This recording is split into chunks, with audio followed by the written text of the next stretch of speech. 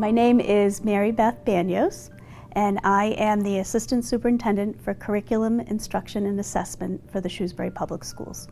We are a very collaborative district. We have faculty advisory councils where myself and our superintendent and our HR director gather with teacher representatives from every school once a month to hear what's working, what's not working, what are some of the issues that you're hearing about that we need to be paying attention to. So we are constantly checking in with the folks that we work with to hear from them what is working for you and what's not working for you, and where do the issues lie that we need to pay attention to. I think being collaborative means really honoring multiple perspectives, and I think that Shrewsbury works really hard to get a lot of voices in any initiative. Voices of teachers, voices of administrators, voices of students, voices of community members, and in the case of our Innovation and Learning Study Group, the school committee members as well. I think that we know that that's when the best work is done, is when most voices are heard and honored, and I think Shrewsbury, it's really important to the district to invite and honor all those voices into the conversation. And I think that way of doing business or making decisions trickles down. So then when you are a department director, let's say, and then you're making decisions within your department, you employ a similar methodology in terms of how you go about making decisions. So while it may be that the ultimate decision is yours, you certainly provide the members of the department with opportunities to, share their input, and you seek out their input. And then I think then that trickles down into the classroom, where if people are accustomed to working in environments where their input is sought, they're more likely to seek input from their students. So I really think it's really about empowering each and every individual learner, whether the learner is an adult learner or a student learner.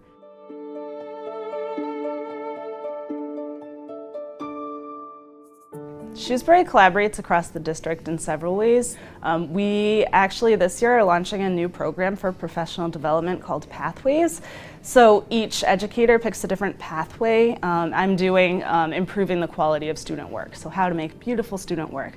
And within that pathway, it's basically a course online that you're taking with teachers from all over the district. So not just teachers in my department or school, but I'll be collaborating with elementary teachers and high school teachers and other specialists and administration. So it's really exciting to get to work with people that way.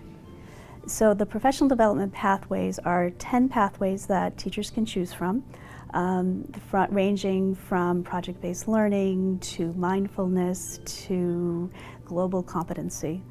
So teachers choose a pathway that they are most interested in.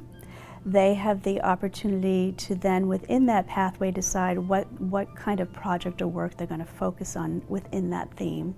Each pathway has an essential question that needs to get answered. There is a resource center with digital materials that guide the teacher and help the teacher learn more deeply about the area. There is a collaboration center where we have discussion boards, a visual thinking experience where teachers, after the end of each session, fill out, here's what I used to think, and now here's what I'm thinking. And those writings are available for everybody to see, so we can see what our colleagues are looking at.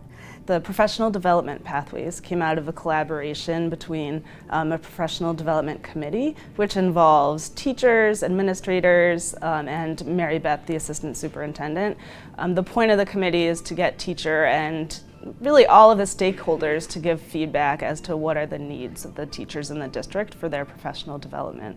So that's what I'm really excited about, is teachers got to choose something. We got to pick what we wanted to do, and the district is giving us they trust us to do that. They're saying, all right, we're going to trust you're going to make the right choice to self-select what you want to work on, and that you're going to work on it all year and make something that you can actually use.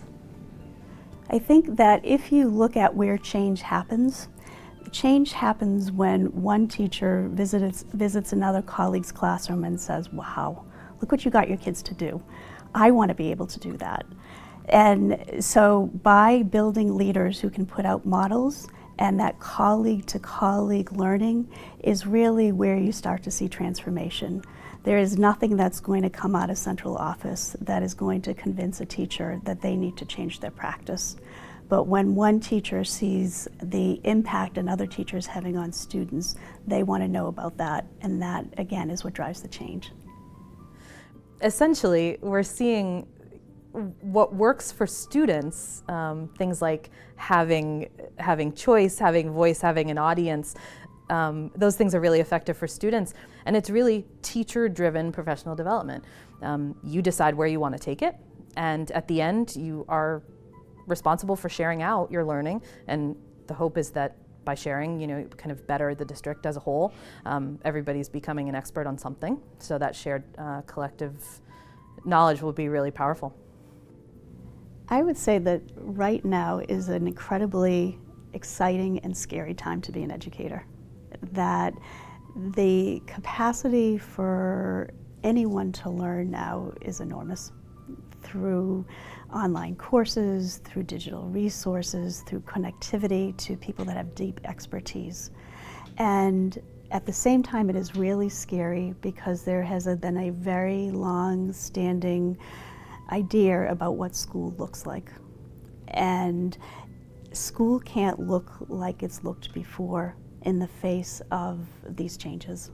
And without making adjustments to what school looks like, I think we lose tremendous potential in our students. And we have an obligation to figure out how to be sure that we provide them with experiences that lead them to be prepared, contributing citizens in a 21st century world. So as educators, it's scary because we don't have a model that says, here's what you do. We are involved in, I think, exactly the same kind of learning that our students need to be involved in, that we have a challenge in front of us, and none of us knows the answer to it. No single one of us is going to figure it out, and that we're going to have to collectively work together to build models, to iterate on those models, to get feedback on those models, to take risks, to fail, in order to be a part of the solution that figures out what school looks like in the 21st century.